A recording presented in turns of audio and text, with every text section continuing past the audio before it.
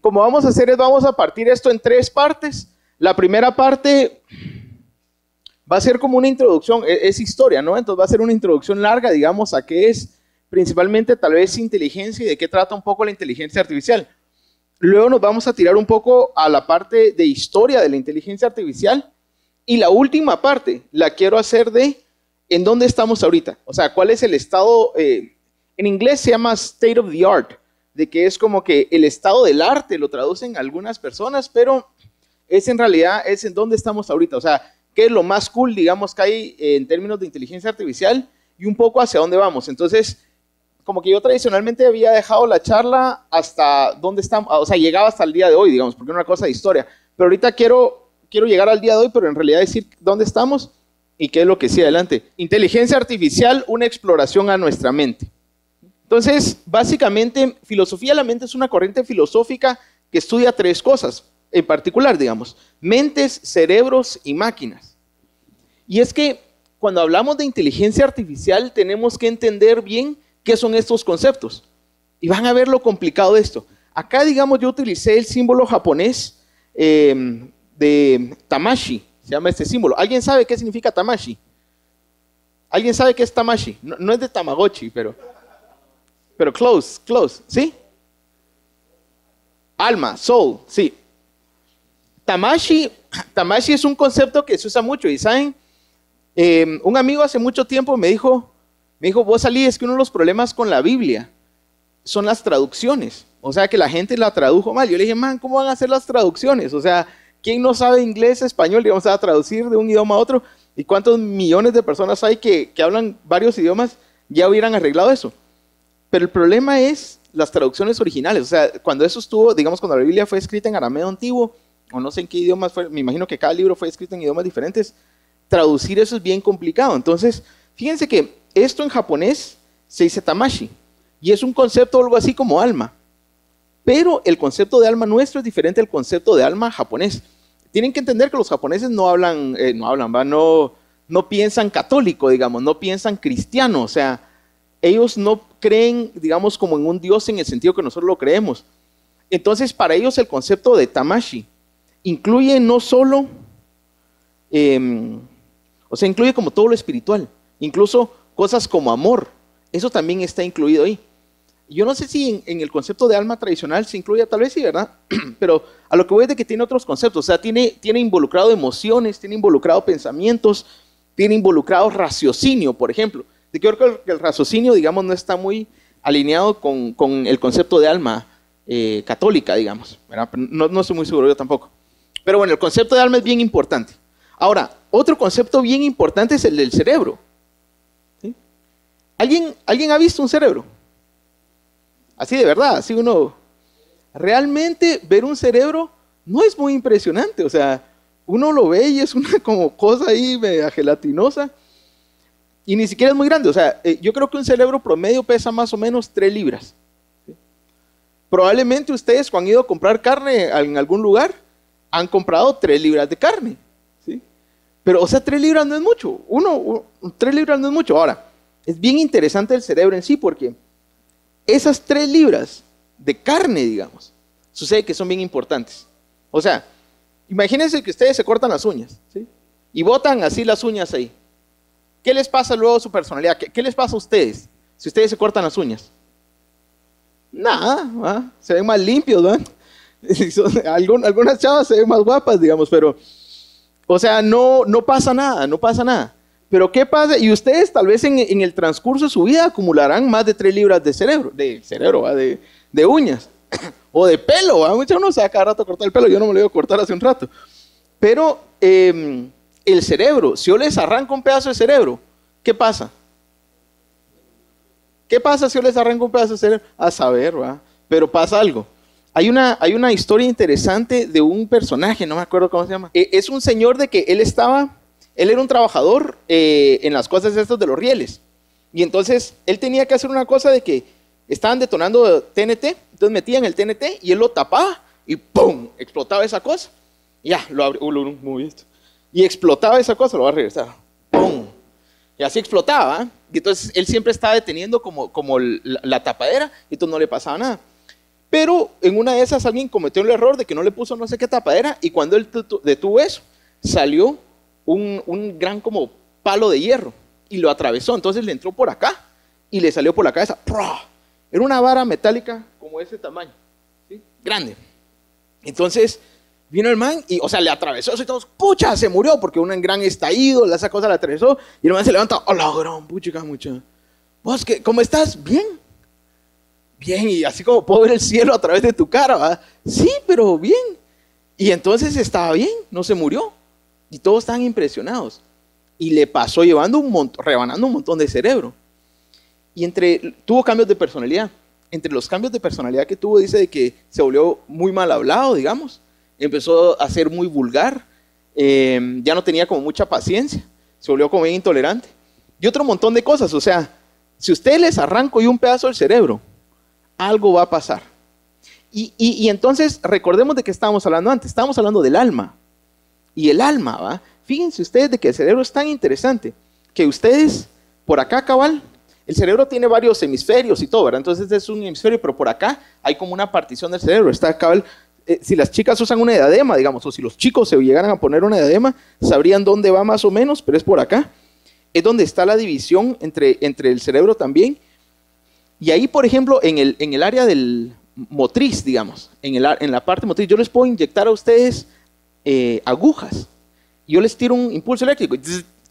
Digamos, yo les puedo hacer, hay un experimento que hicieron en unas universidades de que había un profesor en su laboratorio jugando un juego de disparar. Y él cada vez que hacía, digamos, la acción de disparar, tenía una cosa que le leía el cerebro y ¡chum! Le mandaba un impulso a otro profesor que estaba en otro cuarto viendo televisión, pero él tenía la mano puesta sobre la barra espaciadora. Entonces, cada vez que este disparaba, él apachaba con su mano. Y tic, tic, tic, o sea, él estaba a apachar.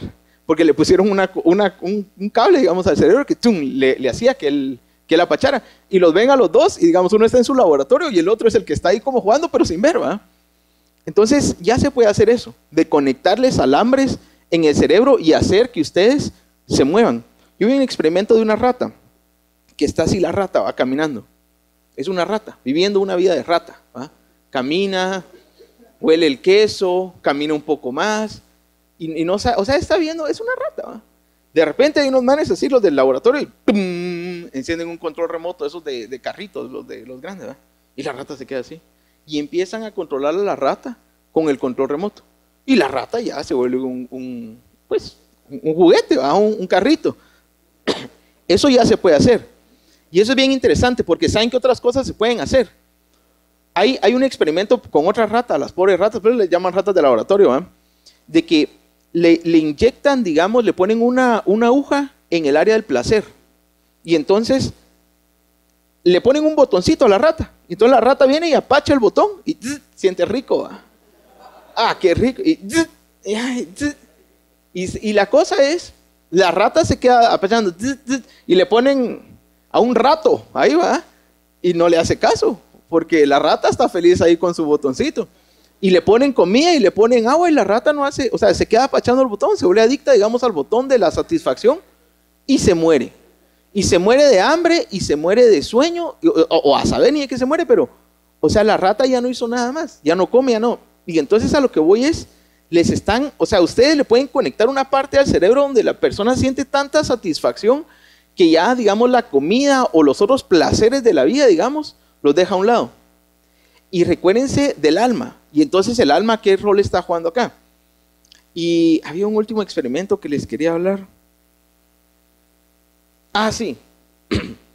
Hay áreas del cerebro de que si ustedes les tiran una señal eléctrica, la gente siente una experiencia religiosa, por ejemplo, ¿sí? La gente siente amor, por ejemplo. Hay lugares del cerebro que están asociados a ese tipo de cosas. Es bien, bien interesante, ¿ah? Entonces, el cerebro es como que una de las piezas claves de todo esto. Y por último tenemos a la máquina. Espero que reconozcan a este señor, sí. Asimo, ¿verdad? Es el de Honda, es genial. Entonces, ahora, hay preguntas aquí que nosotros nos queremos hacer con filosofía de la mente. Por ejemplo, ¿podríamos hacer que una máquina piense? O sea, si estamos hablando de inteligencia artificial, ¿podemos crear esta inteligencia? Ahorita, hace poco hay un anime que se llama Sword Art Online. No sé si alguien lo ha visto, pero alguna cosa así, o sea, se podrá hacer ese tipo de cosas. O sea, creo que ese tal vez no, pero hay otros, digamos, donde hay uno que se llama Lane, en donde como que el Gaia toma conciencia. Entonces, esos son los temas que trata filosofía de la mente, ¿sí? Y dice, muchas de nuestras preguntas acerca de mentes, cerebros y máquina no solamente no tienen respuestas, ni siquiera sabemos cómo intentar encontrar dichas respuestas. O sea, por ejemplo, si yo les digo a ustedes, bueno, diseñemos un experimento para probar que la gravedad existe y midamos, o sea, cuál es la fuerza de atracción, digamos. Eso yo les puedo decir eso y ustedes me pueden decir, bueno, yo puedo diseñar un experimento, yo sé exactamente qué es lo que quiero. En estos temas, ni siquiera sabemos qué preguntas son las correctas, ni cómo encontrar respuestas. O sea, ¿será que se puede? Por ejemplo, ¿qué es la conciencia? ¿Qué es la conciencia? O sea, hay gente que dice, es que está inconsciente, digamos. Está tal vez como desmayado, está inconsciente. Pero la conciencia se utiliza en un montón de formas. ¿Y qué es en realidad la conciencia? O sea, ¿uno pierde la conciencia todas las noches o no? Al dormir. Aparte los que van a emborrachar todos los días también la pierden. Pero, ¿qué significa eso de perder la conciencia? ¿Y qué significa estar consciente? O sea, ¿qué significa estar vivo? Yo no sé si se los comentaba a ustedes la vez pasada, pero yo a veces cuando hacía mis experimentos, y lo voy a comentar más adelante, con redes neurales y con cerebros artificiales, ¿cómo sabía yo realmente si ese ser que había creado esa inteligencia artificial tenía conciencia o no?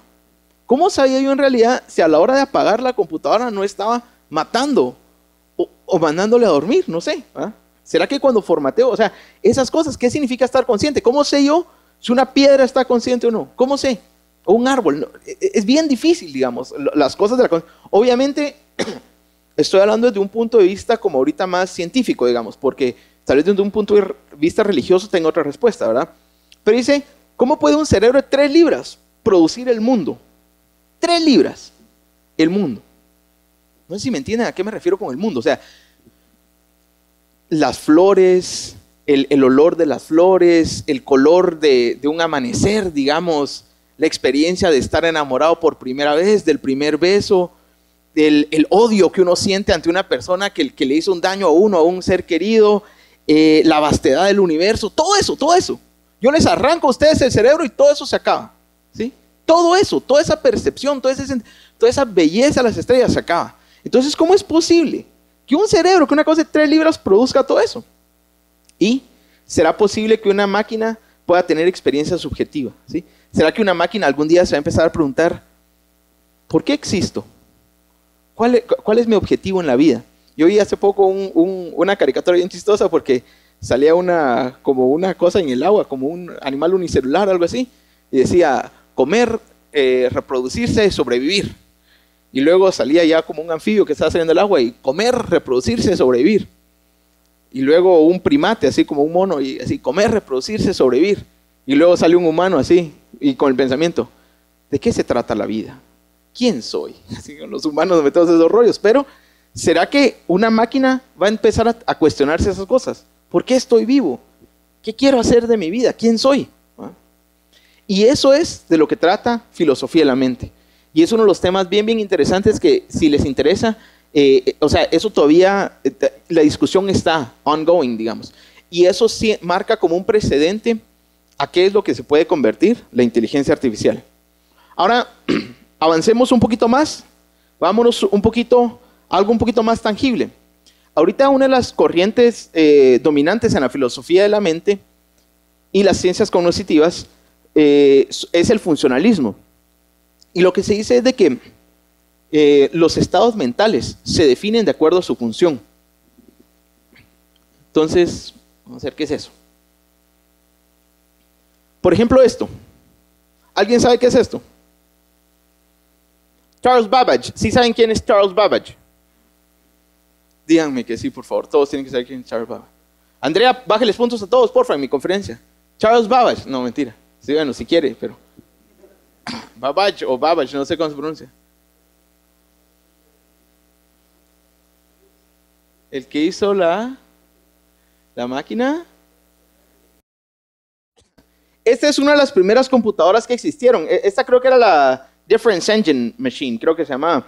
Esta era una computadora de que, no sé si han visto cosas de steampunk, de que sale como que qué hubiera pasado si en la revolución industrial, digamos, cuando se inventaron los trenes, cuando se inventaron toda esa cosa, la revolución industrial, ¿no? Se hubieran desarrollado las computadoras, y si las computadoras fueran movidas, digamos, por vapor. Entonces está toda esa onda de steampunk, que es como toda cool, ¿verdad? Bueno, a algunos les gusta, a algunos nos gusta. Pero esto, digamos, era una computadora que se había hecho, la fuente de poder de la computadora era una locomotora. Entonces estaban los manes así echándole carbón y esa cosa, y se activaba y era el tamaño de un estadio de fútbol americano, pero era una computadora. ¿Por qué? Porque calculaba y podía hacer las mismas operaciones que una computadora. Incluso Ada Lovelace creo que estuvo trabajando con esta, que fue como la primer programadora, digamos, que existió, o el primer programador, si quitamos género, digamos. Ahora, esto es otra computadora. Las dos son computadoras, son totalmente diferentes, digamos. O sea, esto no se parece físicamente nada a esto, pero las dos funcionalmente describen a una computadora, a algo que hace computación. Entonces, eso es de lo que habla el funcionalismo. El funcionalismo lo que dice es, nos basamos en cosas de acuerdo a su función y no como en su estructura, que era otra cosa que se hacía antes. Hace mucho tiempo había una cosa que se llama la frenología, de que la frenología lo que decía era de que ellos pensaban de que diferentes partes del cerebro servían para diferentes cosas. Ellos estaban equivocados, pero iban por un buen camino, digamos. Lo que lo hicieron mal, pero era interesante porque ellos decían, digamos, bueno, le agarraban a ustedes la cabeza, y la teoría era de que ustedes, las personas, traían como que predisposición a ciertas cosas. Entonces, como traían esta predisposición, desde pequeñitos el cerebro les crecía más en ciertas áreas y menos en otras. O sea, digamos que ustedes hayan nacido buenos para la matemática, la parte numérica, no sé si está por ahí. No, miren, ni está. Tal vez está en otro lado, pero les crecía esa parte de la cabeza, ¿sí? Esa parte del cerebro. Y como los bebés, no sé si le han tocado la mollera, creo que le llaman, la cabeza a los bebés, ¿verdad? Es toda aguada. Entonces decían, bueno, por eso es de que les salen, y si ustedes se tocan, tienen como bultos, ¿da? Como chinchones en su cabeza. Tóquense su cabeza, van a ver que tienen chinchones. Entonces vean, lo que la gente decía era, los conocía y decía, vamos a ver, y les tocaban por aquí la cabeza. Ah, sí, este es alguien que sí tiene hope. Hope es que esperanza o fe. Esperanza. Ah, sí, él es alguien que tiene esperanza. Vamos a ver, lo va a tocar por aquí atrás. Ah, sí, él le encanta la verdad. Sí, está bien. Vamos a ver si es buen amigo. Les tocaban aquí atrás de la cabeza. Este sí es buen cuate, me voy a hacer amigo de él porque él sí es buen amigo. Y así lo hacían. Obviamente se dieron cuenta de que era falso, y porque no tienen nada que ver los cosas que ustedes tienen en su cabeza con como ustedes son. Pero lo que sí pasó, vean, making, aquí estaba ya de los makers. Pero, o sea, una de las cosas que hacían era de que se dieron cuenta que todo eso era falso. Y se dieron tanta cuenta que era falso que dijeron, man, nada que ver. Y entonces como que perdió mucho, o sea, como que la idea de que las cosas estaban separadas perdió mucho camino. Pero últimamente sí se cree eso, o sea, de que, como les decía, hay áreas del cerebro que yo les puedo conectar a ustedes cosas, y yo puedo decir que ustedes los puedo hacer sentir amor, o frío, o calor, o mover sus manos, cosas así, ¿sí? Entonces, de eso es de lo que habla el funcionalismo, de que las cosas, dice, sí, multiple instantiation, eso es interesante, de que las cosas están basadas en su función. Entonces, multiple instantiation, eso creo que ya lo aprendieron en programación, tal vez algo así, pero dice, la misma función se puede instanciar de múltiples formas. Eso es algo interesante. O sea, el dolor puede ser instanciado de diferentes formas. Estructuras totalmente distintas pueden generar el mismo sentimiento de dolor. Y entonces eso significa que estructuras mentales distintas en distintos organismos podrían generar estados mentales similares, como dolor, clasificación, reconocimiento, amor, creatividad y todo eso. Entonces, ¿qué es lo que estamos diciendo acá? Acá lo que estamos diciendo es, llegó un punto en la vida que la gente empezaba a buscar. ¿Han visto cómo clasifican a los animales? Es mucho por su estructura. O sea, si tienen 8 piernas, digamos, y es un insecto, entonces no es un insecto, sino que es una araña, es un arácnido. Si tiene 6 patas, entonces sí es un insecto. Si tiene no sé qué, entonces era por estructura. Entonces decían, bueno, si tiene el pico de esta forma, entonces es este tipo. Entonces es como que la ciencia estaba muy acostumbrada a clasificar por características, digamos, por estructura. Mientras que aquí lo que se dice es, veamos la funcionalidad. O sea, Si yo pongo a un ser humano y le pongo una pelota y el ser humano patea así, bueno, eso lo va a llamar piernas porque es con lo que patea las pelotas. Y si yo pongo una araña y tiqui, tiqui, tiqui, tiqui, tiqui, patea también la araña, bueno, esas son sus piernas también, digamos, porque le sirven para las mismas cosas. Para patear, no sé, para patear pelotas tal vez era mala idea. Para caminar, digamos, o sea, funcionalmente es el medio de locomoción, ¿verdad? Ahora, la cosa es, puede ser de que entonces ellos también puedan sentir amor o creatividad u otras cosas, ¿verdad? Aunque sea de que estructuralmente sea diferente. Van a ver por qué es importante eso. Entonces vean esto, por ejemplo. Esto de aquí es una trampa de ratones, ¿sí? Llega el ratón, se come el queso, ¡tas! Esto que está acá también es una trampa de ratones. El ratón le ponen un quesito aquí al fondo, el ratón entra y luego ¡pa! Esto se cierra, ¿sí? Es muy diferente a la anterior. Nótense que la anterior estaba fabricada con madera, con metal, no sé qué. Este parecería que es plástico, tal vez con metal. Y esto que está acá es también una trampa de ratones. Ponen una como pajía, ¿va? Es como una escalerita. Y entonces el ratón entra y cuando trata de comer el queso se cae y se queda ahí atrapado. Totalmente diferente, pero la misma función. Entonces por eso se dice de que funcionalmente todas son trampas de ratones, ¿sí? ¿Y por qué eso es bien importante para nosotros? Vamos a ver, dice, si los estados mentales son estados funcionales, puede que estos sean instanciables no solo en seres vivos, sino también en máquinas. Entonces, como que cuando se pensaba de que estructuralmente tenían que ser igual, entonces la gente decía, bueno, entonces le tenemos que meter neuronas a un robot para que sea humano. Como que si no tiene un cerebro humano, no puede llegar a pensar o a sentir como un humano. Ahora ya no se piensa eso. Ahora o eso esperamos, ¿no? No se sabe, eso es filosofía todavía. Quisiéramos creer esto, de que si los estados mentales son estados funcionales, pueden ser instanciados en máquinas, ¿sí? De ser así, la teoría dicta que una máquina podría tener sueños, metas, esperanzas, al igual que nosotros. Además, seríamos capaces de hacer psicología usando robots o inteligencia artificial, lo cual es bien interesante. Yo les conté de mi investigación, de que la máquina aprendía y de que me sorprendía, ¿no? Les conté eso, ¿no? Cuando yo le estaba enseñando el himno nacional. No. Se los voy a contar más tarde entonces. Entonces, eso es de lo que habla el funcionalismo. Y para ir concluyendo esta primera parte, la primera parte introductoria, quiero ver cómo voy de tiempo, voy bien. Les voy a contar una historia, porque las historias son buenísimas. La historia de Francine. Él es René Descartes, o Descartes, o no sé cómo se pronuncia su nombre, pero él es Descartes, ¿no? Sí, espero que sepan quién es Descartes. Vamos a ver, ¿qué dice? Dice, Descartes nació en 1596, el 31 de marzo, ¿sí? Es uno de los filósofos más reconocidos. Él es el que dice eso de pienso, luego existo. Y es genial. Si ustedes leen a Descartes, es genial. Tiene un libro que se llama El discurso, el método, de que es precioso, ¿va? Pero entonces viene Descartes y en 1635 tuvo una hija ilegítima llamada Francine. Francine muere a los 5 años de la muerte escarlata. En 1649, Descartes parte hacia Suecia por invitación de la reina Cristina. En el viaje, él contrae, no sé si fue en el viaje o al llegar a Suecia, él contrae una enfermedad y muere rápidamente por neumonía. Esto es como, todos estos son hechos, digamos, todo esto sí pasó. Y esta es un poco, pues, una historia sobre Descartes, ¿no? Ahora viene la leyenda, ¿no? Esto es lo que no se sabe si pasó o no, pero es una leyenda, ¿no? No se sabe si pasó.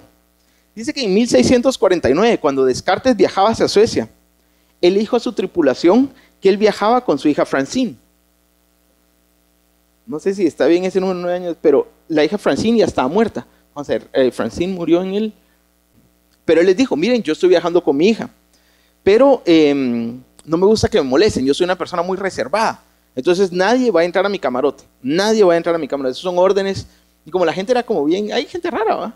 Entonces dijeron, bueno, no se puede entrar. Pero cuando iban a medio camino, empezó una gran tormenta. Y la gran tormenta, y entonces los marineros dijeron, man, nos vamos a morir. Entonces fueron a buscar a Descartes, así como, Descartes, sal de ahí. O sea, hay que abandonar el barco. Pero Descartes no abría y no abría. Entonces así que me dijeron, man, hay que salvar a la niña. O sea, porque su hija se va a morir. Y aunque sea que él nos ha dicho que no entremos. Y cuando derribaron la puerta, encontraron así una muñeca. ¿Ah? hola, ¿cómo está? Y era era una, ¿cómo se llama? Animatronic, no es un animatronic, era, vamos a ver, encontraron una caja con un autómata de tamaño real que se movía como una niña real. Y entonces decían de que parecía como una niña de verdad y como que los saludaba y se movía, pero obviamente no era de verdad.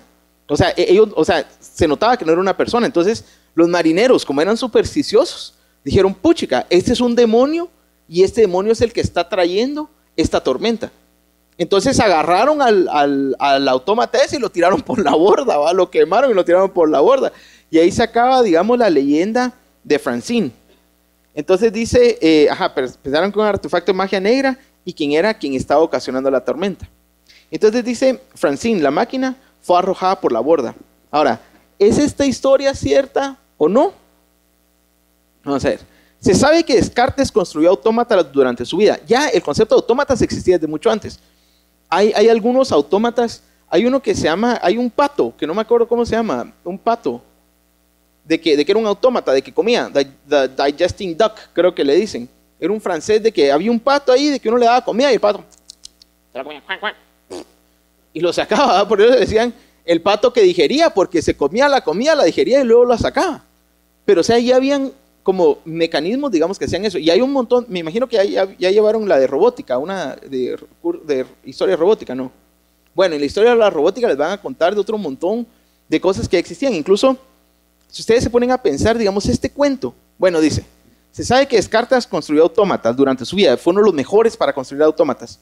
Se sabe que Francine murió de la fiebre escarlata 9 años antes de su viaje a Suecia. O sea, no podía ser Francine la que estaba en ese barco. Se dice, no se sabe, esto se dice, que en su lecho de muerte, Descartes dijo que su mayor dolor fue la pérdida de su hija, Francine. Y entonces esta historia es bien interesante porque esta es una historia escrita en términos de mentes, máquinas y emociones. O sea, Pinocho es una historia de Gepetto, de que él no tiene hijos y él quiere tener hijos. Y entonces viene él y hace este muñeco de madera y de repente viene un hada y ¡pum!, le da vida. ¿Pero qué es esa vida? ¿No es inteligencia artificial eso? O sea, entonces no le dio un alma, digamos. ¿O es inteligencia artificial, es hablar de almas o no? O hay un montón de historias, sí. No sé si han visto Full Metal Alchemist, pero es de unos de que Hagane no Renkin Jitsushi. Es de unos de que son alquimistas y entonces ellos quieren revivir a su mamá y entonces ellos como meten todos los ingredientes de que es un ser humano y ¡pum!, la tratan de revivir. Y ahí es donde empieza la historia. Entonces, la cosa es ese cuento, digamos, de que la gente los zombies. O sea, muchos de los cuentos son de gente tratando de regresar a alguien a la vida o tratando de, no sé si me entienden, o de hacer una pareja ideal y está la historia esa también. Entonces, todas estas historias son escritas en términos de mentes, máquinas y emociones. Y un poco eso es a donde quiere llegar la inteligencia artificial. O sea, porque los humanos no somos, digamos, solo una cosa de que juega ajedrez. No sé si me entienden. O sea, no es de sentarnos, y este man juega ajedrez. Y si otra persona juega ajedrez. Y si juega ajedrez. Eso no es un humano. Y esa es su inteligencia. Y esa es su inteligencia artificial. O sea, ya tenemos máquinas que hacen eso. Y diría yo que son inteligencia artificial como a lo que aspiramos. No sé. ¿Me entienden? Entonces, creo que estamos aspirando no solo al concepto como antiguo de inteligencia, sino que también a la cosa de emociones y todo. Ella es de una película que se llama Metrópolis. Vamos a ver si por aquí tengo la Metrópolis. Es una película viejísima, es 1916, una cosa así. No había ni colores, no había ni sonidos en esa época, pero es buenísima. Y habla cabal de esos temas, digamos, o sea, como que un robot cobra conciencia, que la máquina cobra conciencia. Y nótese cómo estoy usando la palabra conciencia. Estoy hablando como que cobra conciencia de que sabe que existe y ahora como que tiene deseos y tiene pasiones y quiere controlar el mundo, una cosa así, ¿me entienden? Porque alguien va a querer controlar el mundo, digamos. Eso es como una motivación, no sé si me entienden. Es algo como bien humano, digamos, como, no sé. Entonces, es interesante la película, es muy vieja, pero si alguien tiene la paciencia, vaya a verla, es una obra de arte. Entonces, bueno, con eso concluyo la primera parte, que era como una historia como bien random ahí, y empieza la segunda parte donde vamos a hablar un poco acerca de inteligencia. ¿Tienen dudas ahorita? Muy bien. Espero no estarlos aburriendo mucho, pero bueno. La inteligencia, bueno, Todos ustedes saben qué es la inteligencia, ¿no? Todos lo sabemos. Uno dice como, es que ese es bien inteligente. Pero ¿qué significa que es bien inteligente? ¿Qué significa? Hay veces, a mí me mata la risa, me encanta eso. O lo voy a hablar después o ahorita, de una vez.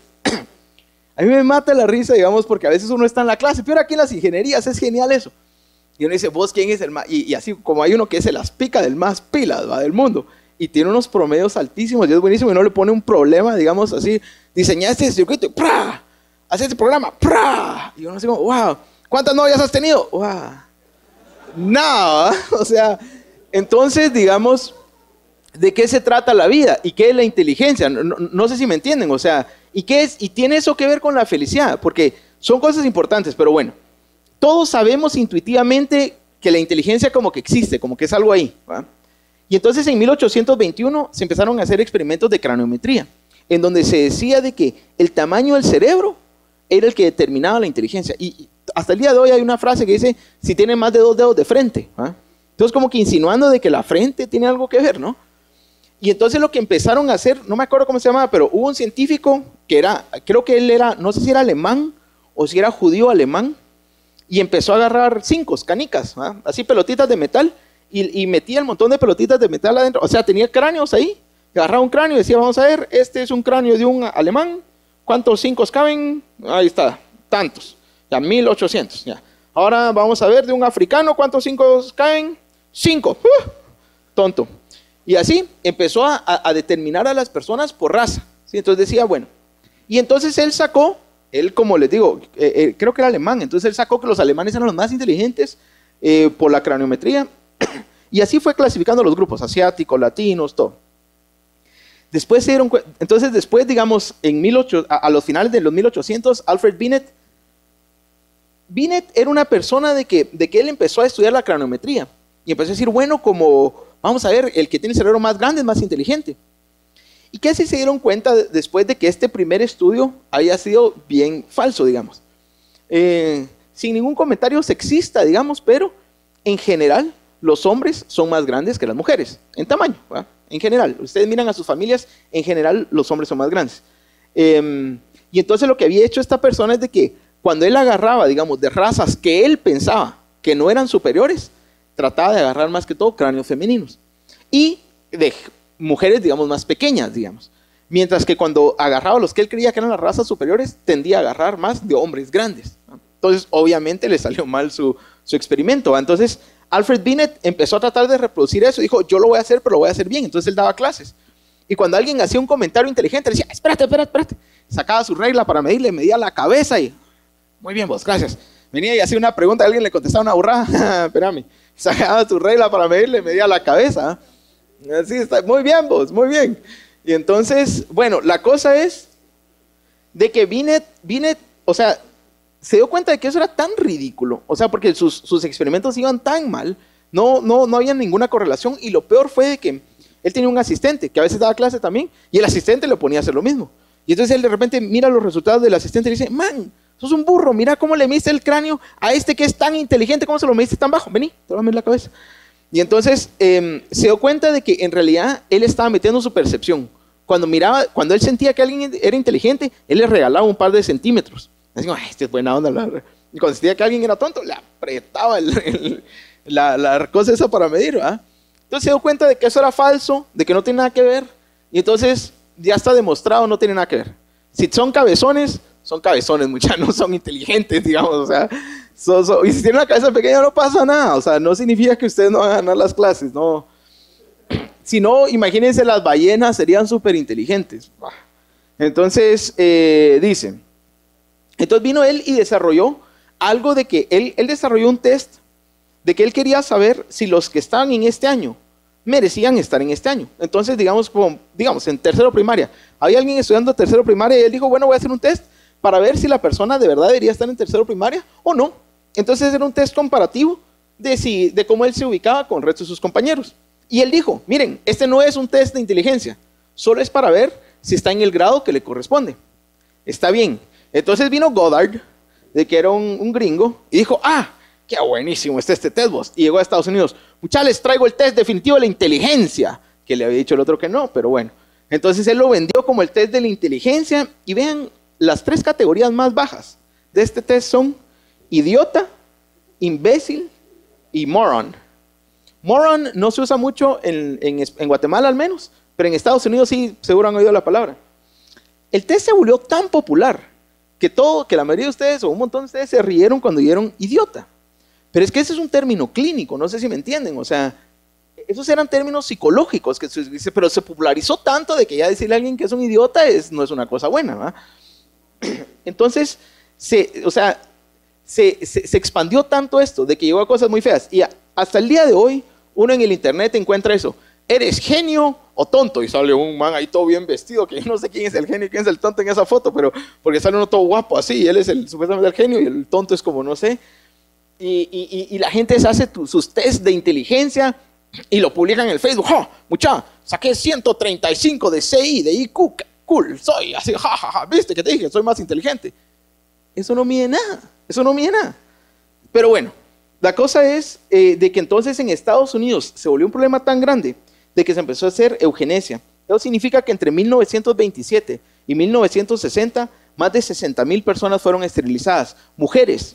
De que, digamos, hubo un caso famoso de que agarraron a una mujer, no sé si ella estaba embarazada, creo que ya no estaba embarazada. Y entonces le dijeron, mire, la queremos esterilizar a ella, porque ella es una idiota. Y su mamá es una idiota también. Y su abuela es una idiota. Y no queremos que Estados Unidos sea un país de idiotas. Entonces esterilicémosla. Y ganaron el caso. Y a raíz de ese caso, más de 60,000 mujeres fueron esterilizadas, basadas en idioteces en realidad, no sé si me entienden, o sea, porque eso no determina, y era lo que les decía, o sea, el hecho que ustedes sean los más pilas tal vez para diseñar un circuito y todo, no significa mucho, no sé si me entienden, o sea, en la vida, a lo largo de la vida, eso va a ser importante y qué bueno, y felicitaciones, digamos, pero también es bueno que ustedes sepan bailar, o también es bueno que ustedes sepan otras cosas. Entonces, ahí fue donde la gente empezó a decir, hey, miren, hay un problema con esto de la inteligencia. O sea, con medir la inteligencia solo así. Y entonces dijeron, no, ¿saben qué? Hay múltiples inteligencias, porque, por ejemplo, Steve Wozniak. ¿Alguien sabe quién es Wozniak? Sí, bueno. Steve Wozniak, yo no sé si ustedes han visto videos de Woz cuando él estaba en el Homebrew Computer Club, pero cuando estaba ahí, dice el Wozniak que el man solo ponía su computadora ahí y todos pasaban, yo solo como se les quedaba viendo, y dice, él no podía como decir, miren, hice esta nueva computadora y todo vendedor, no podía. Que aunque el man solo se paraba así, y si alguien le preguntaba algo, él podía contestar, era lo que él sabía hacer. Pero era un genio para diseñar dispositivos electrónicos. Entonces, o Mozart, ¿verdad? Digamos, si ustedes leen la vida de los grandes, muchos de estos son locos, son terribles, no pueden vivir con nadie. Yo como que admiro mucho la filosofía de Nietzsche, de Friedrich Nietzsche. Pero el man murió solo, pues, o sea, y loco, además sí se volvió loco. Pero, digamos, él dice que una vez escribió un libro que él dijo, se lo voy a regalar a mis mejores amigos, solo a mis mejores amigos. Imprimió 50 copias. En su lecho de muerte encontraron 46 copias. O sea, se habían perdido 4, a ver si se las dio a alguien o no. Tal vez tenía 4 amigos, tal vez no. Pero me entienden, o sea, ellos son prodigios, pero solamente en un área. Entonces ahora se está hablando más del tema de las múltiples inteligencias. Entonces Gardner, digamos, los separó entre estas. No sé si todas son de Gardner, creo que algunas son agregadas, pero por ejemplo la inteligencia lingüística. Hay gente, mi hermano, ¿sí saben quién es mi hermano? El de Puro Mula, el de la película de Puro Mula, el Puro Mula, el Domingo Lemus, se llama él, ¿va? Entonces, mi hermano tiene una inteligencia lingüística, es genial. El man, yo me acuerdo que mi esposa cuando lo conoció al principio a mi hermano, me decía, la mano, es que ese es tu hermano, y estaba enamorada también de aquel seguro. Y me dice, es que ese es tu hermano, ¿cómo le quiere a su novia? Es que mira cómo la trata de bien, las cosas tan lindas que le dice. Yo, sí, tal vez sí la quiere. Luego como a la semana terminó con esa chava, ya estaba viviendo con otra chava como un día antes, creo que por eso terminó. Y con la nueva chava, como me dice, man, o sea, la trata como súper lindo también ella, pero entonces, tal vez ya se enamoró tan rápido, sí, va. Y a los 3 días con otra, digamos, pero, o sea, él tiene esta habilidad de que pone cosas preciosas, o sea, les dice, muchachos, salgamos, o sea, si yo los llamaría, tal vez diría, vos no tenés ganas de echar unas chelas hoy. Él no, él les escribe un poema y es lindo. Entonces, o sea, esa es como inteligencia lingüística, tiene una habilidad para comunicarse, digamos, como muy, muy buena.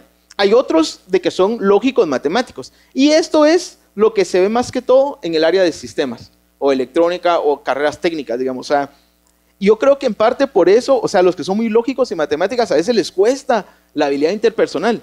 Por cierto, estas dos son las que mide el CI principalmente. O sea, si ustedes tienen altas, estas dos van a salir altos en sus test de CI. La habilidad espacial todavía entra aquí. La habilidad espacial como gente que se ubica muy fácil, gente que puede jugar Tetris, ¿verdad? Gente que puede hacer ese tipo de cosas. Pero está la inteligencia musical, ¿verdad? Como Mozart, ¿verdad? O sea, de que son unos genios, Beethoven, ¿verdad? Son unos genios, pero tal vez no para otras cosas. La habilidad kinestésica, la del movimiento, la habilidad interpersonal, el poderse comunicar con otras personas, el poder, digamos, eso los grandes vendedores, los grandes políticos tienen esta habilidad muy, muy bien forjada. La habilidad interpersonal, eso es uno controlar sus emociones, uno poder decir que no, uno tener autocontrol de uno mismo, ¿verdad? La habilidad naturalista, de que eso es como que apreciar la naturaleza. Y les voy a decir una cosa, han hecho estudios de cuáles de estas se apega más, o sea, es como que si ustedes tienen alto CI, ¿será que van a ser felices? No hay correlación. Puede que sean felices, puede que no, a saber, no se sabe. ¿Van a tener plata? Sí, un poco, digamos. Pero lo que más conduce a plata, creo que es la interpersonal.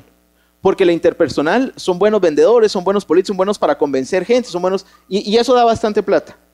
La habilidad intrapersonal, o sea, interna, dicen que esa da más satisfacción personal, o sea, da como más felicidad, porque uno aprende como que a quererse uno mismo y ese tipo de cosas. Entonces, ¿cuál quieren tener? Mejor si todas, ¿verdad, mucha? Pero son un montón y a saber si solo son estas, no sé si me entienden. O sea, eso de estar comparando inteligencias es bien, no tiene mucho sentido, ¿verdad? Y más que todo lo que yo quería hacerles con esto de las múltiples inteligencias era como que enseñarles de que no hay solo un tipo de inteligencia. No es como que, porque estamos hablando de inteligencia artificial, ¿no? Entonces, ¿qué es la inteligencia para empezar?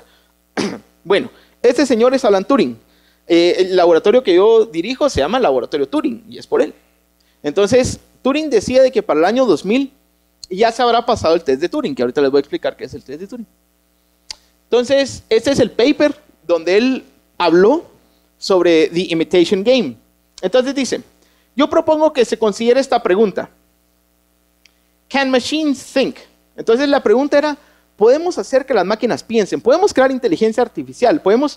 ¿Será que se puede o no se puede? Y entonces uno de los problemas es qué es pensar, si ni siquiera sabemos qué es inteligencia.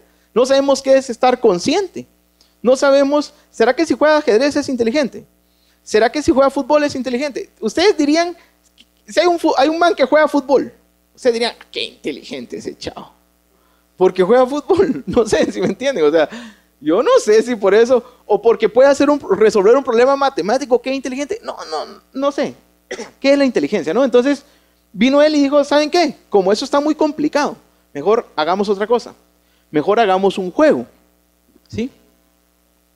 Y entonces el juego se llama The Imitation Game. Y ese es un juego que ustedes pueden jugar en una fiesta, si son geeks. De que, dicen, el juego de imitación es de que ustedes están en una fiesta y meten a un hombre y a una mujer adentro de un cuarto y le cierran la puerta.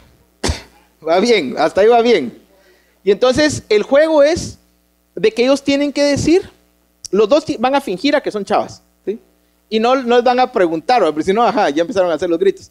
Sino que simplemente en papel, ustedes van a hacer preguntas y se los van a pasar y se los van a dirigir a la persona A o a la persona B. Ustedes no saben quién es A ni quién es B. Solo saben que ahí adentro hay un hombre y una mujer. Y les van a responder A o B. Y ustedes tienen que decir A es la mujer y B es el hombre. O como sea, ustedes tienen que atinarle. ¿Qué preguntarían ustedes? O sea, ustedes saben de que hay dos de sus amigos detrás de la puerta y ustedes le escriben un mensaje y ellos se los devuelven tal vez escrito en, no sé, con computadora, digamos. O por mensajes de texto, no sé. ¿Qué preguntarían ustedes? ¿Qué le preguntarían? Por ejemplo, A. ¿Qué le preguntarían a? Vamos a ver, vamos a hacer un par de... ¿Alguien se quiere...? No, yo voy a hacer al dedo mejor. Aquí el primero de la fila, por eso te pasa por estar al frente. ¿Qué preguntarías?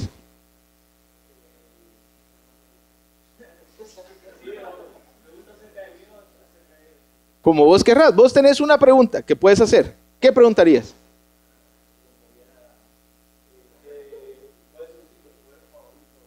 Ok, dice que le preguntaría cuál es su superpoder favorito. Vamos a contestar eso, vamos a ver. Si te preguntaran a vos y vos estás fingiendo ser una chava, ¿qué responderías vos? Aquí el primero de la fila también, más fácil. Vos estás fingiendo ser una chava. Volar. ¿Y usted qué diría? Ok, superinteligencia, volar. ¿Cuál? ¿Cuál es entonces? ¿Quién es el hombre y quién es la mujer? O sea, es eso determinante. O sea, con eso ya, ahora sí ya sé. Allá el que había levantado la mano, sí. ¿Cómo te sientes estando con la otra persona en el cuarto? Bueno, preguntemos. Vamos a darle la oportunidad a otros. El de rojo que está ahí en tercera fila. Ajá, vos, ajá. ¿Qué contestarías? Estando a la par, ¿cómo te sentís vos? Estás fingiendo ser chava. Entonces, ¿cómo te sentís vos de estar a la par de aquella? A ver, decí la verdad. No, vos sos chava. Tenés que decir la mentira. Y usted también piénselo, porque luego le toca a usted. Pero usted está fingiendo ser mujer. A usted mujer, pero vos estás fingiendo ser mujer y ella está fingiendo. No, al revés lo dije, perdón. O sea, es un juego de que los dos están fingiendo ser mujeres. Alegre. ¿Vos crees que una chava? ¿Usted qué dice? ¿Ah? Sí, usted es mujer, pero me entiende que es una mujer fingiendo ser mujer. O sea, tiene que pensar de que esta persona puede ser un hombre o puede ser una mujer. Entonces están jugando el juego, ¿me entiende? Es eso. Ya, ¿qué contestaría? O sea, si le pondrán sí, ¿qué contestaría? Depende. Ok, depende. Y entonces, ¿quién es el hombre y quién es la mujer? Basado en esas respuestas.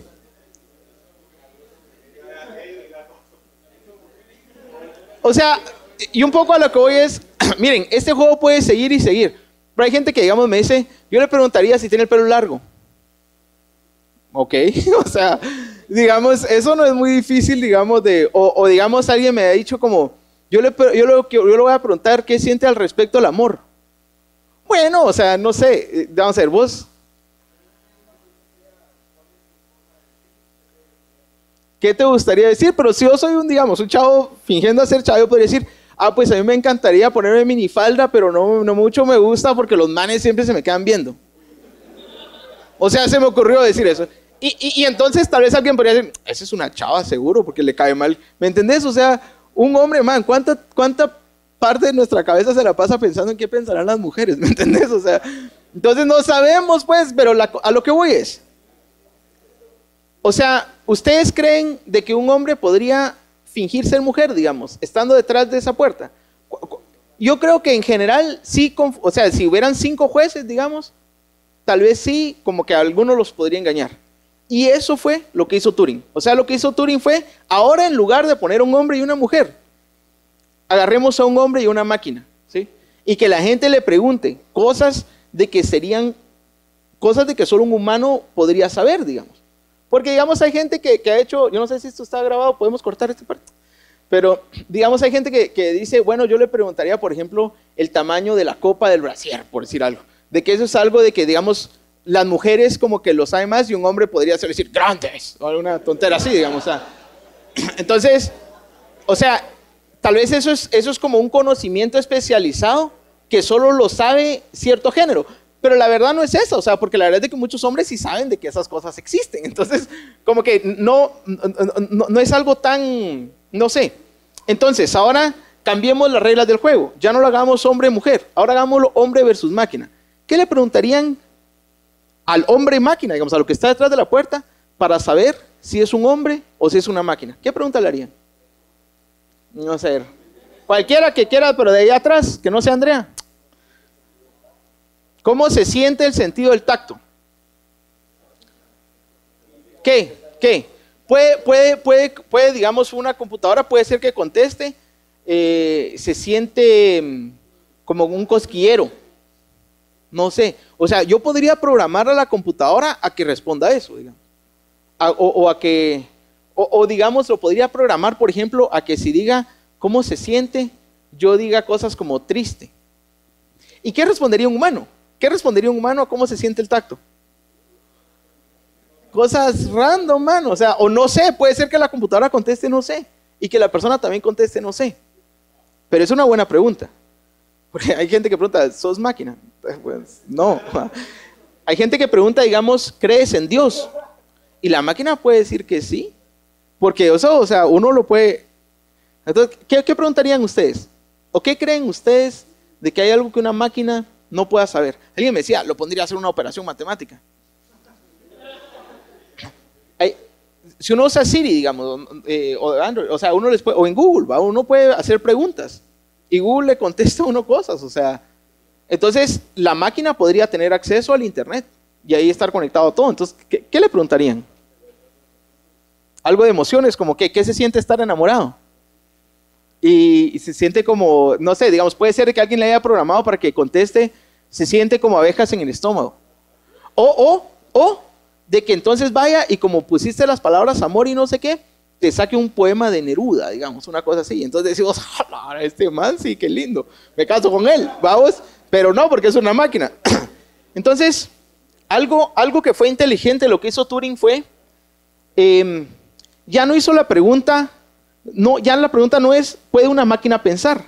Sino, ¿es posible que el comportamiento de una máquina sea indistinguible del de un ser humano? Entonces él cambió la pregunta, no sé si se dan cuenta, eso fue como la cosa inteligente que él hizo. Entonces ahí, aquí está, ¿qué preguntarías para distinguir entre un hombre y una mujer? Ya lo jugamos.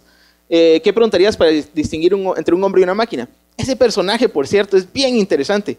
Este man se abrió el brazo, se metió unos chips a sus nervios y se los cerró. Y dijo, man, yo voy a grabar todo lo que pase por mis nervios y luego lo voy a como reproducir. Entonces él decía, si estoy feliz, digamos, o sea, lo que quería era que si estaba feliz, entonces él grabara así como el sentimiento de felicidad y luego ponerle replay, como cuando ustedes están reviviendo un recuerdo, digamos, como hace poco yo me recordé de algo, entonces yo así manejando, me recordé de algo y me empecé a reír así solito, de la memoria, ¿va? Y me dice mi hijo de 3 años, me dice, hey papá, ¿de qué te estás riendo? Y yo, ay, mijito, ¿cómo te explico? Pero la cosa es de que entonces venía él y él dijo que él quería grabar sus emociones y después reproducirlas.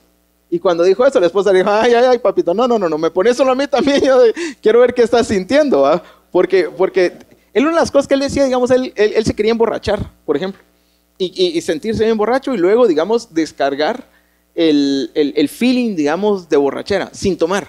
Entonces, de que él solo como que pudiera tener así como catalogados feelings o estados anímicos y que él solo les pudiera dar play y ya se sintiera en ese estado. Entonces, ahí fue cuando la esposa le dijo que no. Pero ella también se lo puso.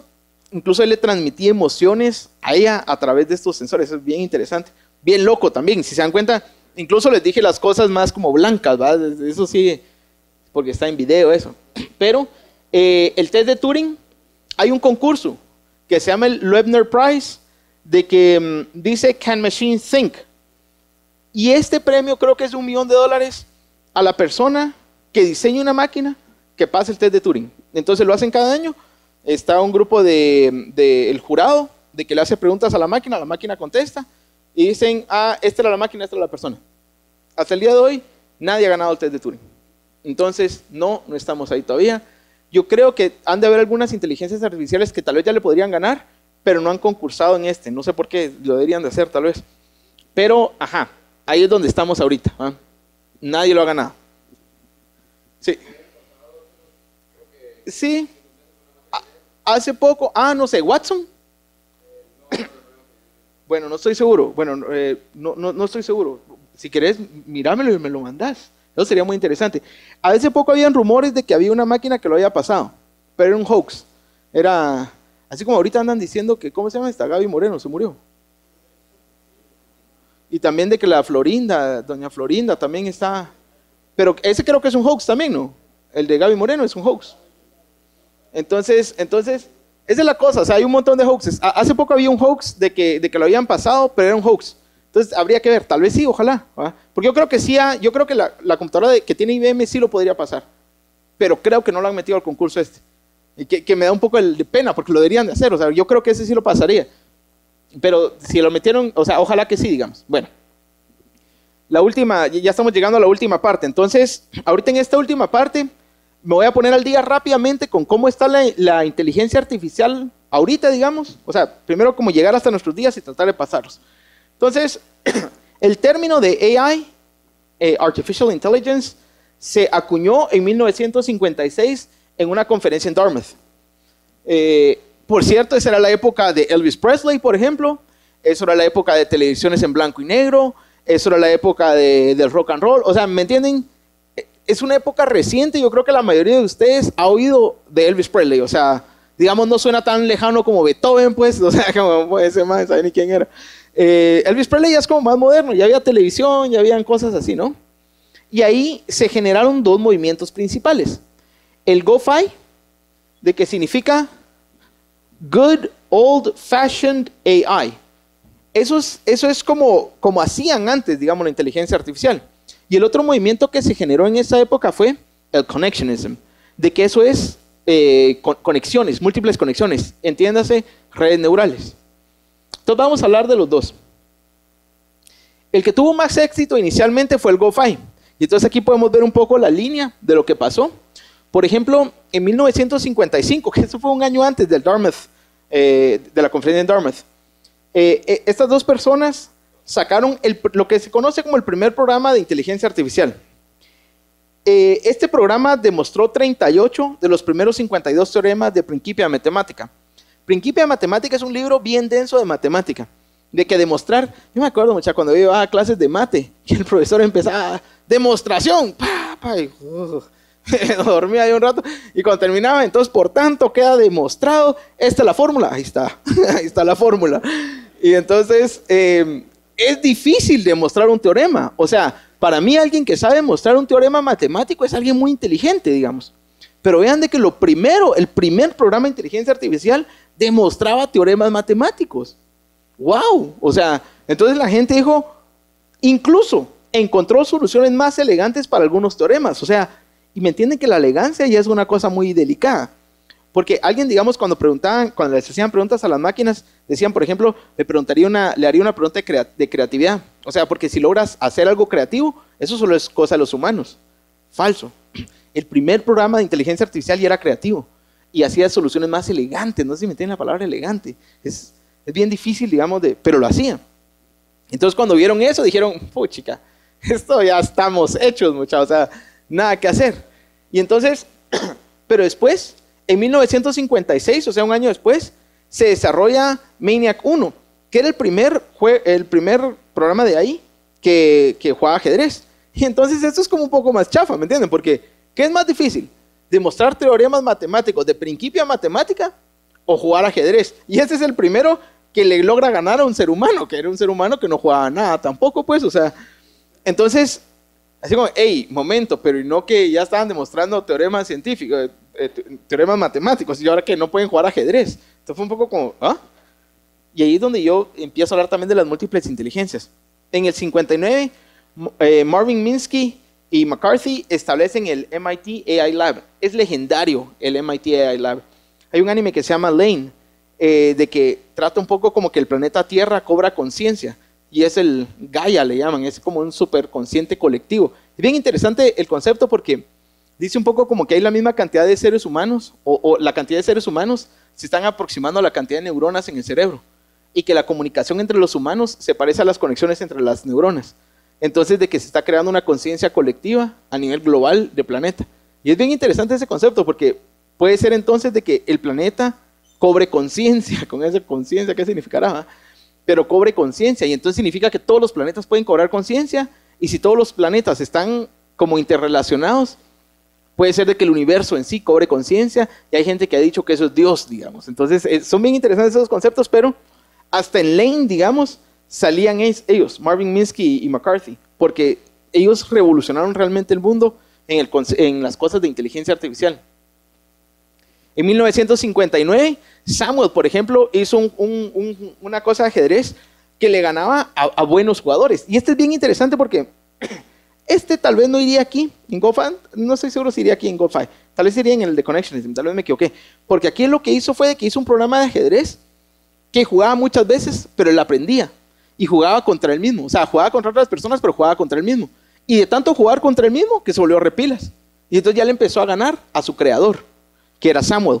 Y eso es bien interesante porque hasta Descartes en el discurso del método, en el libro El discurso del método, Descartes prueba la existencia de Dios de forma matemática.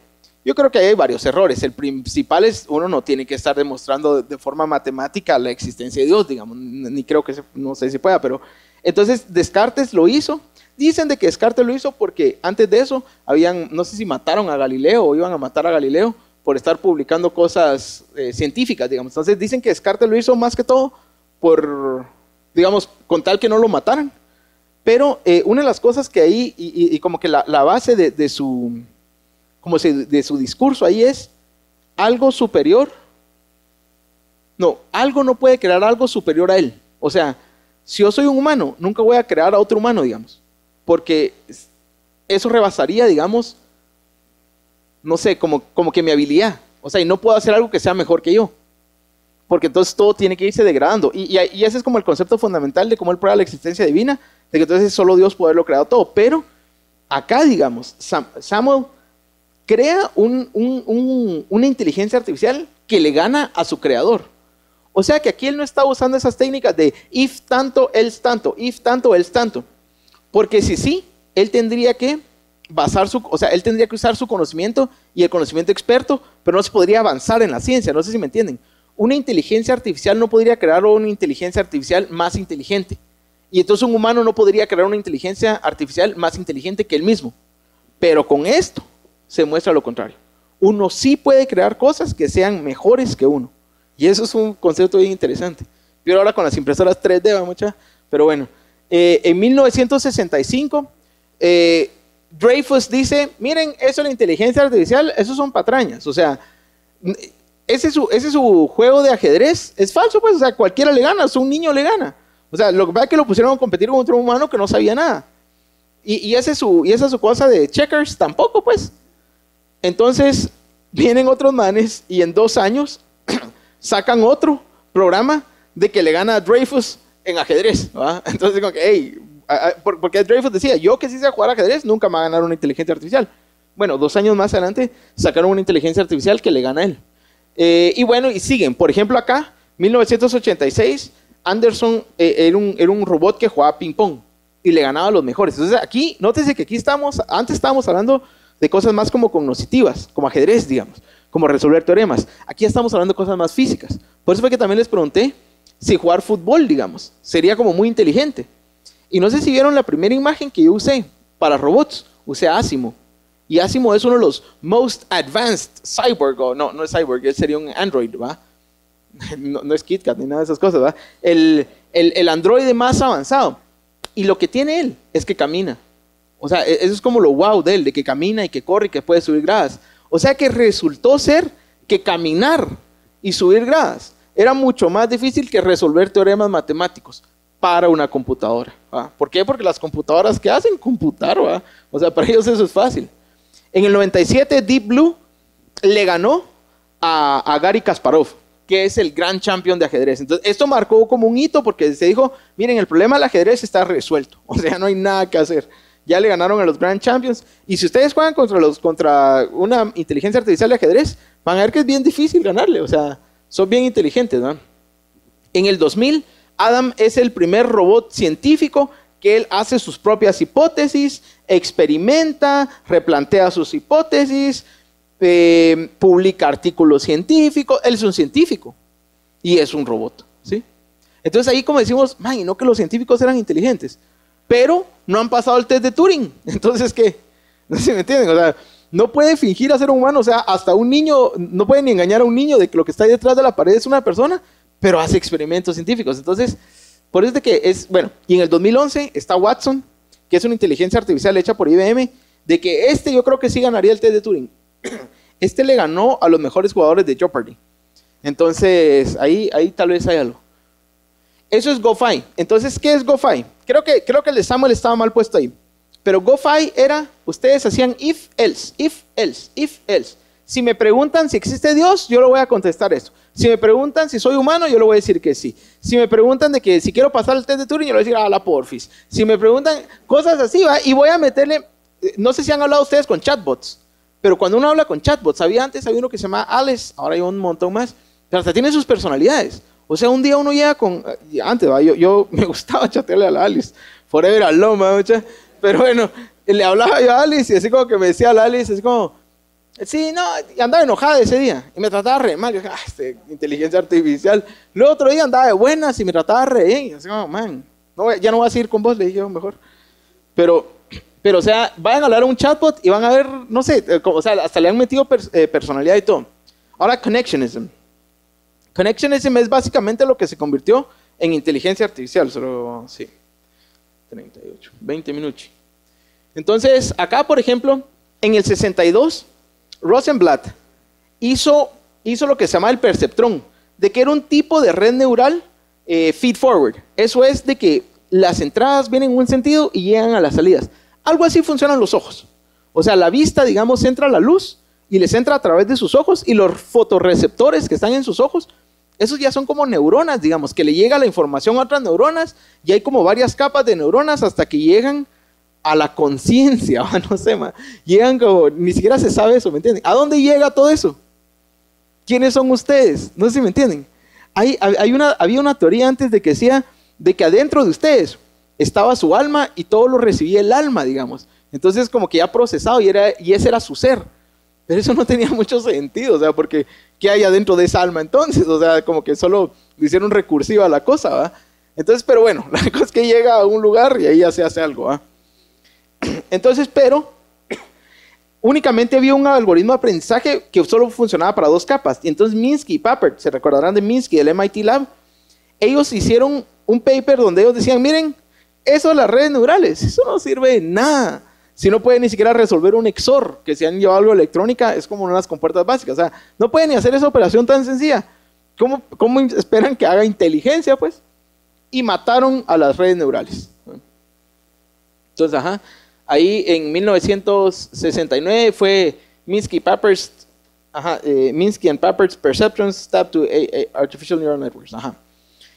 Se siguió, algunas personas siguieron trabajando en redes neurales, pero muy pocas, porque ya se sabía que no servían de nada. Y estos dos eran personas tan respetadas en el medio que nadie se atrevía a ir en contra de ellos. Eran los del MIT Lab, o sea, ellos sí sabían lo que estaban haciendo. Pero la investigación siguió y en 1982 Hopfield revive a las redes neurales. Él hizo, self-classifying, auto-content, no me acuerdo cómo se llama, pero digamos de que es de que si a ustedes les dicen, ustedes pueden guardar recuerdos y luego sacarlos, Content Addressable Memories, CAM, there you go. Entonces, ustedes le pueden decir hola y él reconoce hola, digamos. Y ustedes le pueden empezar a cantar una canción y le pueden decir, ¿vos qué canción era esta? Y le pueden empezar a cantar hay un programa en el celular, ¿no?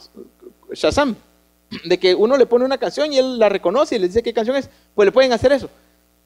Ese es Content Addressable Memory.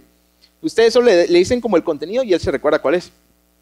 Entonces, él desarrolla cosas así y con eso entonces la gente hace un par de buenos demos y la gente dice, wow, eso está cool. Hey, las redes neurales sí sirven para algo. Y fue en parte porque también salió un algoritmo de que podía entrenar a más de una capa, porque antes solo se podía con 2 capas, en cambio aquí ya se podía hacer.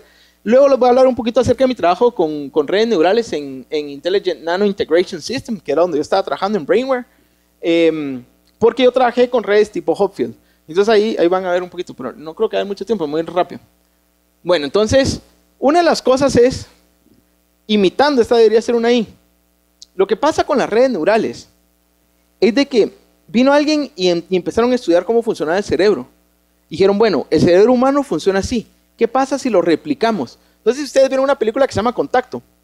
Pero esta película que se llama Contacto es de que unos extraterrestres mandan unos planos de cómo construir una nave extraterrestre. Y entonces ellos la construyen y se van al espacio y es todo lindo. Pero la cosa es, lo que empezaron a hacer fue, dijeron, bueno, como cuando ustedes están copiando en un examen o copiando en una tarea.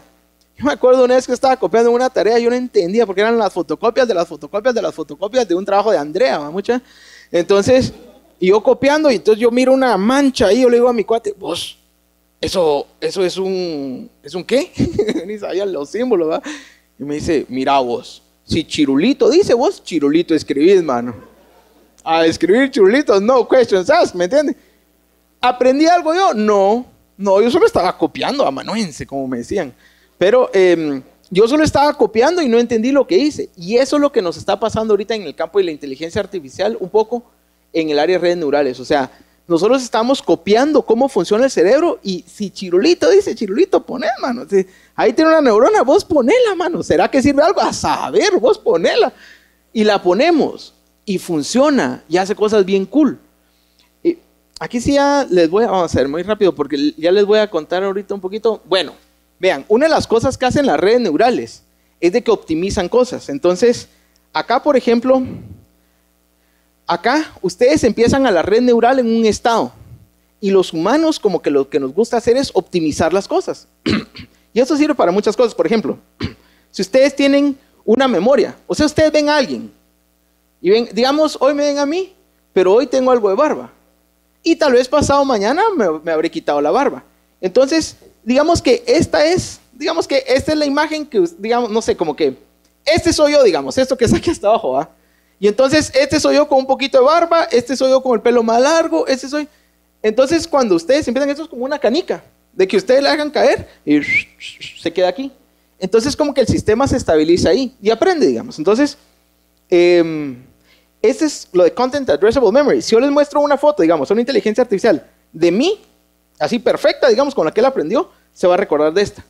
Pero tiene un área aquí como que fuzzy, digamos, donde si yo le muestro una foto mía con barba, entonces ya va a empezar aquí, pero va a caer y va a reconocer que soy yo todavía.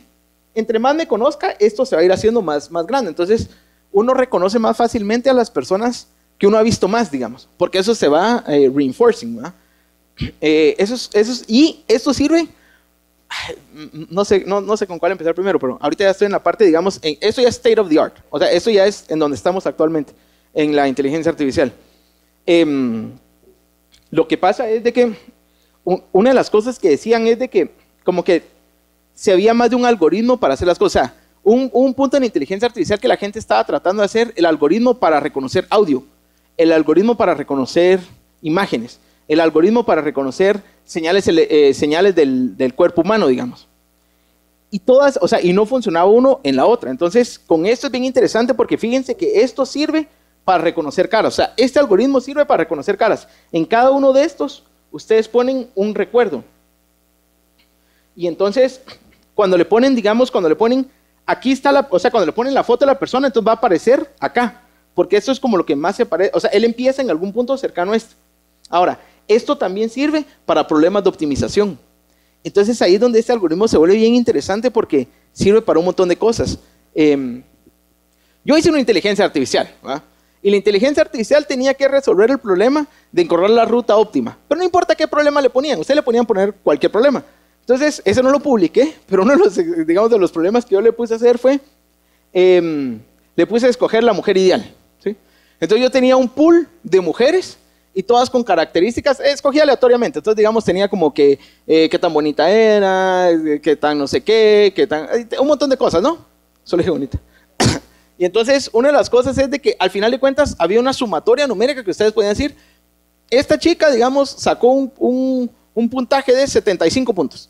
Esta sacó un puntaje de 100 puntos. Esta sacó un puntaje de 5 puntos y así. Y a más puntos será mejor, ¿verdad? Y entonces yo le ponía a la inteligencia artificial decir, mira, mano, escoge a la mejor mujer. Está bueno, me decía. Y entonces yo tenía un control, como un volumen, de que si yo lo ponía a 0, yo le decía, ya pues, anda pues a buscar mujer. Y se iba el man, ¿va? Y entonces a la primera mujer que encontraba, con esa se casaba. Con la primera se casaba. Y era bien estable. Y aquí pueden ver ustedes, miren, acá, esto no se puede ver, pero digamos aquí ven que no hay movimiento. Cuando vean el otro van a ver de que en el otro sí va a haber movimiento. Pero aquí andaban busca, conocían a... Se casaba con ella, ya quedaba estable, digamos. Aquí se puede ver que era una solución estable. ¿Y qué pasaba? Se casaba con la primera mujer que encontraba. Puede ser de que haya encontrado a la mujer que era el 100, o si se conocía primero a la número 5, a la que tenía punteo de 5, se casaba con ella. Ahora, después venía yo y le movía ese como control de volumen. Y se empezaba a volver inestable. Entonces empezaba a volver inestable y lo que empezaba a hacer era de que, digamos, si yo se lo empezaba a subir un poquito, ya conocía a una chica, no, esta no está buena. Conocía, no, esta no está buena. Hasta que encontraba a una de que sí era una, pues, relativamente buena mujer y se quedaba con ella. Y entre más le subía yo el volumen, mejores chicas iba encontrando. Por cierto, si a la primera él conocía a una buena chica, de una vez se quedaba con ella. O sea, sí sabía discernir, digamos. Y llegaba a un punto óptimo, donde yo lo ponía en ese punto. Y él siempre encontraba a la mejor mujer que había en toda esa población. Siempre la encontraba y siempre se casaba con ella. Entonces yo decía, pucha, siempre encontraba a la mujer ideal. Pero si yo lo subía un poquito más el volumen, ya se volvía un man súper inestable. Un man, ¿va? Es una inteligencia artificial. Se volvía súper, ahí está. Ya él no podía decidir, conocía a una mujer, la dejaba a los 2 días, iba con otra, le andaba quemando el rancho y conocía a la mujer perfecta y no, esta no me convence y seguía él su vida y inestable totalmente. Y a mí me impresionó un montón porque este problema, o sea, esto yo lo diseñé para resolver el problema del Traveler Salesman Problem, de que es el problema que se enfrenta un repartidor de McDonald's que tiene que ir a repartir, hacer no sé cuántos pedidos, tiene que ir a repartir cuántos pedidos y cómo encuentra la ruta mínima. Y entonces yo no lo diseñé para que él encontrara a la mujer ideal, pero dije, voy a probar. Y le puse el problema y de repente me di cuenta que yo tengo amigos de que a la primera chava que conocen, con ella se han casado, independientemente si es buena mujer o no, digamos. Y hay otros de que no hay modo que encuentren paz en su corazón, no sé si me entienden. Entonces, o sea, me pareció bien interesante de que yo nunca lo programé para que fuera así, pero empezó a generar esas conductas. Ahí siguen otras cosas, pero eso tal vez no. Esto, digamos, era el área mínima, donde encontrar el óptimo, por ejemplo. Eran cosas bien interesantes. Uno le podía mover cosas y entonces ya se volvía como, no sé, empezaba a cambiar la conducta. Bien, bien interesante. Vamos a ver cómo estamos de tiempo. 8 minutos ya. Otra cosa, digamos, de que yo le empecé a enseñar el himno y entonces, pero no con mi programa, sino que con la inteligencia artificial de otro amigo y el himno de Guatemala, ¿va? Y entonces empezaba, Guatemala, feliz. Y cuando es el cambio de estrofa, a mí me pasa que yo no sé cuál es la estrofa que sí. Entonces yo me quedo callado hasta que alguien empieza a cantar la estrofa que dice, tararara, porque como que la estrofa interna sí me la sé, pero no me sé el cambio, digamos, de estrofa. Y entonces, cabal, yo le pasaba eso a la inteligencia artificial de mi cuate. Y le dije, brother, esa tu inteligencia nada que ver, mira, no se sabe cantar el himno de Guatemala. Y me dijo, vos, qué raro. Y entonces empezó a investigar más y eso fue material para un paper, porque lo que tuvo que hacer fue agregarle neuronas. Entonces, al agregarle neuronas ya podía recordar cosas de más atrás y entonces ya sabía cuál era la estrofa que seguía, basada en cuál estrofa venía de antes, cosas así. Entonces, a lo que voy es, él no diseñó, vamos a ver por aquí, creo que él no diseñó su inteligencia artificial para hacer esas cosas, pero la inteligencia artificial solita las hizo, ¿no? Entonces ya no queda mucho tiempo, pero les quería hablar un poco del curso de Machine Learning de Coursera. Vean, para mí de verdad, ahorita uno de los mejores en AI que existe en el mundo es Andrew Ng. Yo creo que se los mencioné la vez pasada en la charla anterior, que hasta tengo mi foto con él, qué feliz. Pero Andrew Ng es el director de AI de Stanford y él era el CEO de Coursera y él fue el que dio el primer curso de Machine Learning. El curso es genial, muchachos. O sea, si ustedes quieren aprender algo de Machine Learning, métanse a este curso. Pero no se imaginan lo genial que es. Yo hasta a veces he llegado a pensar que aprendí más gracias a este curso que como los 4 años que estuve en Japón estudiando inteligencia artificial. Obviamente en Japón aprendí otro montón de cosas, ¿va? Pero yo siento que este curso de verdad es excelentísimo. Dura 10 semanas. Creo que ahora lo están haciendo más corto, pero es genial. Y uno llega a hacer cosas de verdad. Por ejemplo, acá les tenía ya medio listo. Acá, por ejemplo, este es un programa de que le meten ustedes números, así escritos a mano. 5,000, hay bases de datos de esto. Le meten 5,000 números escritos a mano, ¿sí? Y entonces vienen ustedes, y esta es una tarea, esta es la tarea de la semana 3, creo yo, o 4, algo así. Entonces vienen ustedes y hacen un programa y vean, de que se aprende esos 5,000 cosas. Ahorita él ya se las aprendió, y vean qué rápido se las aprendió, en lo que yo le di el enter y regresó esto. Con un accuracy del 97.52%. O sea, casi siempre las saca buenas. Entonces vengo yo ahorita, digamos, y le empiezo a decir, él me va a tirar, acá, digamos. ¿Este qué número es? 3, ¿va? Y la inteligencia artificial, ¿qué número cree que es? El 3, ¿sí? Y la sacó correcta. Entonces, ese es un programa, digamos, de que ahí ese es el 6, ¿sí? Predijo el 6, ese es el 7. ¿Ustedes qué predicirían ahí? ¿Qué predicen ahí? 7, 1. Es 7, ¿va? Y es la inteligencia. Entonces, cosas como estas. Eso es un ejercicio que uno puede hacer. Yo antes a los de historia les dejaba esta tarea, pero sí era muy difícil, tal vez para historia, pero no es tan difícil de hacerlo. O sea, si a alguien le llama, la atención esto, métanse ese curso, es lindo. Vean, ustedes a la semana 3 ya están haciendo reconocedores de caracteres. Y así como pueden reconocer caracteres, pueden reconocer otro montón de cosas. No tengo mucho tiempo y no quiero como seguir mucho más con este curso, porque de verdad, si puedan, métanse al curso. Es genial, es genial. Ustedes aprendan a hacer recommender systems, que es, digamos, lo que usa Amazon cuando ustedes compran y que luego les dicen, mira, comprate este libro, te va a gustar. Y uno, la verdad, me va a gustar, va, y lo para uno comprando, porque saben los gustos de uno. O Netflix, digamos. Netflix tiene buenos recommender systems. Netflix tiene tan buenos recommender systems que hasta ahora está sacando sus propias series basadas en lo que han aprendido de lo que le ha gustado a la gente. Como Orange is the New Black, no sé si la han visto. Pero esa está basada en lo que ellos han aprendido que a la gente le gusta. Tengo que ver porque creo que ya estoy en tiempo. Vamos a ver. 4 minutos. Ya. Deep Learning. Les quiero dejar con esto.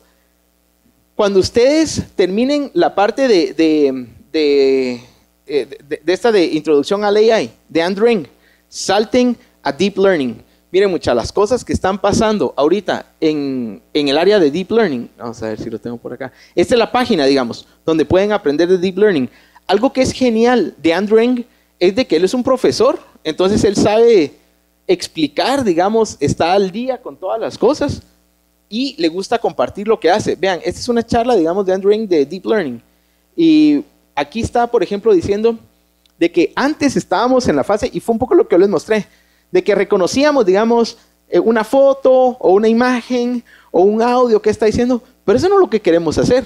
Nosotros lo que queremos hacer en realidad, digamos, es no reconocer una palabra, sino que hacer un speech recognition, o sea, o no reconocer una letra, digamos, sino que decir como que esta persona está con el brazo robótico que nosotros tenemos. Ahorita 2 de los que trabajan conmigo se fueron a Nicaragua a la regional de IEEE, no sé si saben qué es IEEE, pero es el instituto principal de electrónicos y ingenieros, todo eso. Y se trajeron el primero y el segundo lugar, los manes. O sea, nos fue re bien en la regional, ¿verdad? Pero una de las cosas que estábamos ahí enseñando era aquel brazo que nosotros tenemos, de que aquel con el músculo lo activaba, pero le decía la palabra que él quería. Y eso es speech recognition, o sea, entonces eso ya está. O sea, uno le puede decir abrir, cerrar y todo, y con eso él fue el que ganó el primer lugar. Y eso de verdad no era tan complicado. Pero aquí hay un montón de cosas, pero como ya no hay tiempo y quedan 2 minutos, les voy a enseñar un par de cosas. Por ejemplo, esto es bien interesante. Antes, digamos, agarraban una imagen en píxeles y trataban de decir, ¿qué es esta imagen, por ejemplo? Y ahora lo que están haciendo es feature extraction, de que en lugar de decir de una vez qué imagen es, veamos qué características tiene. Y empezaron a ver de que así es como funciona el ser humano. Fíjense ustedes de que ustedes tienen, cuando ustedes tienen neuronas, de que identifican líneas rectas, líneas torcidas para un lado, líneas torcidas, todas estas cosas, identifican puntos. O sea, si ustedes miran una imagen que tiene un montón como de líneas, entonces se empiezan a activar neuronas que reconocen ese tipo de cosas. Después, cuando ustedes llegan a las partes más altas del cerebro, o sea, digamos, las neuronas más cerca del ojo, empiezan a reconocer eso, líneas, puntos, orientaciones, cosas así. Cuando ustedes llegan a las partes, digamos, más internas del cerebro, aquí está hablando un montón de cosas, pero aquí es donde él dice digamos de que solo hay un algoritmo, y este es algo que ellos están proponiendo. Y me voy a apurar muchísimo porque ya no tengo tiempo, pero acá digamos, entonces ellos solo reconocen cosas, ¿no? Pero luego, cuando ya llegan a los niveles más altos, están reconociendo sonidos básicos, digamos, así como la línea era, digamos, las líneas o los círculos eran como las imágenes básicas, porque de eso se puede, digamos, hacer una delimitación de caras y todo. Así hay sonidos básicos, entonces están encontrando los sonidos primitivos, usando inteligencia artificial, ¿verdad? Esto es un poco de, digamos, una red neural. Y vean, qué interés, esto es lo más, si se dan esto, llévense solo esta cosa, ¿verdad? Vienen los píxeles. Cuando entran a las neuronas de capas más bajas, encuentran edges. Cuando ya llegan a las neuronas de niveles más altos, empiezan a encontrar como patrón. Vean, esto es como un ojo, ¿no? Esto es como una nariz con una boca. Esto es como una oreja. Y después cuando llegan a los niveles más altos, ya son como caras estas. Entonces como que uno tiene neuronas que identifican caras. Y esto es así, porque hay gente que tiene malas esas neuronas, porque se les ha dañado el cerebro. Y entonces ya no reconocen gente. Hubo un señor que iba saliendo de su casa y dijo, ay, mi sombrero, me voy a llevar mi sombrero. Ay, mi amor, soy yo. Su esposa. Confundió a su esposa con un sombrero. Pero, o sea, pasa porque él no puede ver caras, digamos. Entonces, o sea, hay demostración de que eso es así, de que sí es así la cosa. Vamos a ver. Y creo que ya estoy aquí en punto. Bueno, en punto. Solo, así como ese reconocía caras, agarraron a una inteligencia artificial y le pusieron a ver videos en YouTube. Y aprendió a reconocer caras y gatos. ¿Por qué creen, va? Pero vean cómo está el estado actual de la inteligencia artificial en Deep Learning. Object Classification, 82% utilizando el algoritmo genérico que ellos usaron. 95% con Object Classification utilizando otro estándar. YouTube, YouTube 75%, video 53%. Y aquí hay un montón, digamos, pero tienen como multimodal, audio and video, tienen un montón de cosas. A lo que voy es, si ven los números, están bastante altos. 95, 75, el más bajo es este 53, pero luego 93, 76. O sea, la inteligencia artificial ya está bien utilizable. Hay unos grandes adelantos, ya no voy a seguir. Están haciéndolo, trabajándolo con supercomputadoras. Ahora ya ustedes con su tarjeta de video pueden hacer una como supercomputadora, superinteligencia artificial. Entonces ahora sí ya se me terminó el tiempo. De verdad solo les voy a decir dos cosas, tres. Vayan, si les interesa la inteligencia artificial, vayan a meterse al curso de Andrew Ng. Está en Coursera, se llama Machine Learning. Y después se van a meter a Machine Learning, ¿va? A lo de Deep Learning. Entonces, gracias, creo que no queda espacio para preguntas, disculpe. Perdón, gracias, chao.